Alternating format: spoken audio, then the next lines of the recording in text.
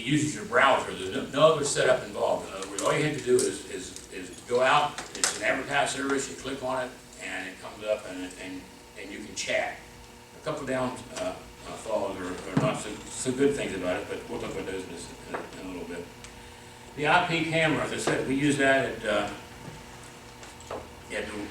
well, we had it here at the last workshop. We had it at the Ham Fest, and we had it down at the 4th of July parade. Unfortunately, today is not working, but those two cameras there are indoor cameras. That's a 640, that's a 1080, I believe. They just do pan and tilt. They don't do zoom. But you can spend, and they each cost, that one's about $60, that one there's about $80. If you want to pay a couple $100, you get one that zooms up to 2 or 6x. So there are some better cameras out there. The modern cameras almost all have software, again, that is, all you do is it's connected to your internet or to your network at home. Use your browser and it works.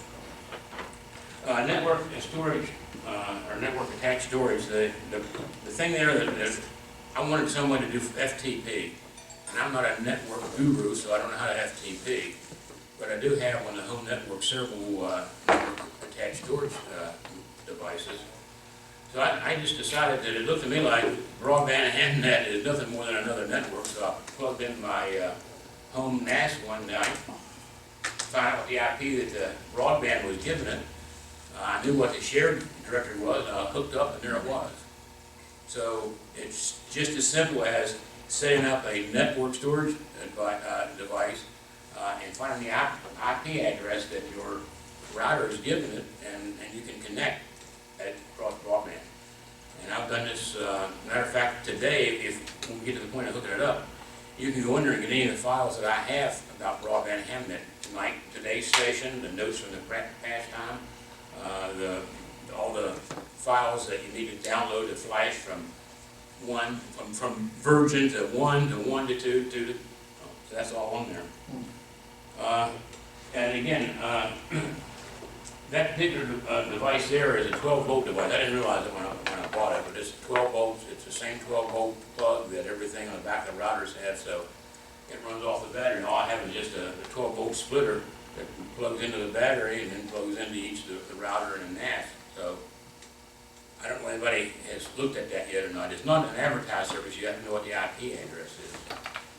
Okay, that's what we're going to talk about a little bit in detail as we go through the day. We'll talk about which ones we want to do. You do a local net, type in your local node, and you do a net status, and you should see one of them that shows under its name IP 10 dot something something something. And that's the IP that the router is given the storage device. All you have to do is type that IP in. Like when you map on your network at home, you map a drive, and you put in the // IP address / and the folder name. You just put in that IP number / IP number / and then BB broadband Hamnet BBHN. And it should pop up. You should be able to see the directory there, and it'll be just like any drive on your hard drive, on your computer. Maybe you can come around and show it. Sure, I'll do that. Woodbridge Wireless, we ran 6 mesh routers, interconnected 8 computers through those routers. We ran N1 MM. Version 1 of this box that I have here is what we used as a hub to connect to the internet, and we ran a chat server, ham chat. The focus that I've grown through that is that when we look at connecting, backbone, etc., it's problematic getting the high places, shooting through trees, etc. And so where is the immediate value, where are the common elements for all of us as hams? And we all have laptops, we all have routers. We go out as a group and do things together, so whether it's emergency or field day or any other type of activity, the main thing we need to be able to do is tactically interconnect and have something usable when we're there. So what I have here, this is a weatherproof box. It's made by Bud. It's available on Amazon for $22. And I have inside of it 2 routers. One is actually the WRT54GS version 7, which is not HAMNet compatible. And I loaded DDWRT into that router. The second router, and they're mounted nice and clean on standoff, so it's stood up to stay up, is a GL version 1.1 that has HAMNet in it. I have the HAMCheck client in that. The DDWRT router is configured to connect to an access point. It's configured as a Wi-Fi client. It's currently hooked up to the Wi-Fi here in the library.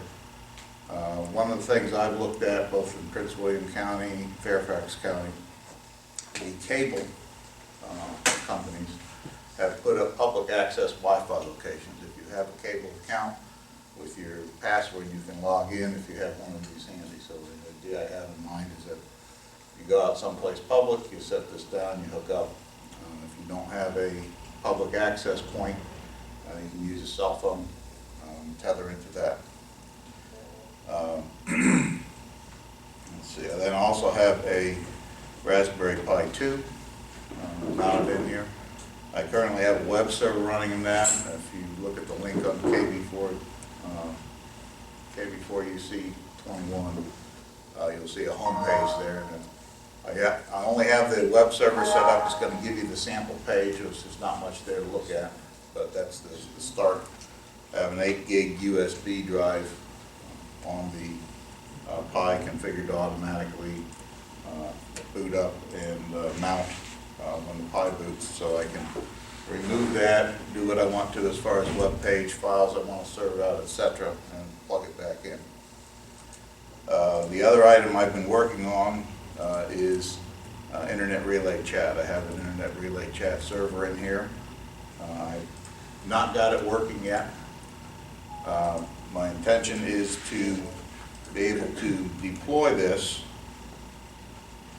Everybody who comes to an outing brings their laptop, their mesh router, hooks up, turns on. This box is already there. You go to the web page, and if you want to get access to the chat server, I'll have a link there to download the software, which I'll have on the stick for the chat client, which is a little bit different approach than the RTC client, which is running out of the browser you mentioned. Once the Internet Relay Chat server is up, that gives the ability for instant messaging, directed messaging, file transfer, file sharing. So that gives us a communication platform to push information back and forth. Does it run off the battery? Yeah, it's running off 12 volts. I have it on a linear 12 volt power supply right now. You build it for It runs off 12 volts. I have a 12 volt to 5 volt converter in that powers the Pi. And I can turn the Pi off if I don't want to run with the Pi. Yeah, and I think that's what everybody who's And then I working on routers. brought a LAN side cable out for each of the two routers so I can individually plug into them. What I've found is once I have the Wi-Fi client attached to the internet, the HAMNet router will find it, and then I can talk to it. But until the HAMNet client until the DDWRT client is attached to the Wi-Fi, the HAMNet router will not let me get to the gateway port directly, even though I know the address is there. So when I initially set it up and have an unknown access point to attach to, I actually have to plug into the LAN side of the DDWRT to tell it to scan, find the network, attach, put in whatever security is necessary to get that part working. There are 3 points that you bring up, Mark, and I want to make sure that everybody remembers. One is it has to be weatherproof. Right. Yeah, this is fully One of gassed. those things is a gallon Ziploc bag. That helps in a temporary setup, but it's better to actually think about and build it from the ground up to be water. This box has waterproof. mounting tabs on it. I have a set of bungee cords so I can hook into it and strap it on a pole or whatever. Right, and that's what literally, that's what I use as a parade on all the routers. I put a plastic bag over them, had the antennas pointed down, that kept the rain out, and then the wire from the battery ran up into the bag and it was fine. The second point I want to make is battery. You need to design it, you need to think about in terms of your router. You're out deploying and there's no juice out there, there's no AC, so you need to think about how I'm going to power that for 12 or 24, 36, 72 hours. Mark's done it, I've done it, and I guess other folks have done it. A simple Anderson pole to a spade connector on the battery, that works. And the good news about our routers is they're 12 volts. And there are on the internet, and I've got some of them on order now, 12 volt to 5 volt converters, so that you can get a lot of things off the 12 volt that ought to work. But battery is a key for deployment. And the third thing is, that he mentioned at the very beginning, is if you have a router that's broadband Hamnet convertible, do not use it for your access point. Go out and get a router that's out of the range of what works for broadband and use that for your access point. I did it purposely. I went out and bought one that they're actually even cheaper now than the broadband convertible. But don't convert a broadband router to access point. If you don't want to use it, you've got an extra one, raise your hand, find out who needs it, and let that person buy it from you so that there's another broadband Hamnet router out there as opposed to a useless access point. I recently bought two, they're called game adapters. They're also referred to as Ethernet bridges. So it will take, I guess, so this is, I believe, an access point, but it's capable of 11 AC speeds, everything down. I bought it for home media, home theater, PC, DVR, but turned out to be a little bit more reliable by going over MoCA. But those are $35 on Amazon.